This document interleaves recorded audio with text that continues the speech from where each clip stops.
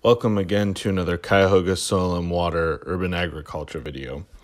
Today we're going to be discussing silage tarps and their uses.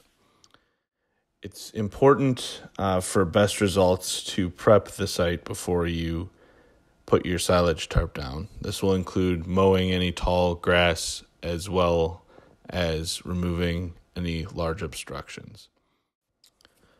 The benefits of a silage tarp are that it helps to kill any of the undesirable plants and weeds that may be growing in the area you wish to grow in.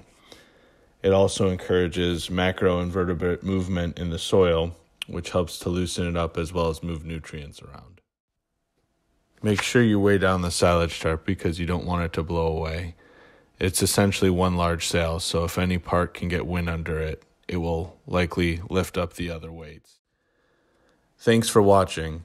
If you have any questions, please feel free to reach out at the contact information provided on screen. I would like to again thank the Ohio Farm Bureau Foundation for their support in creating this video.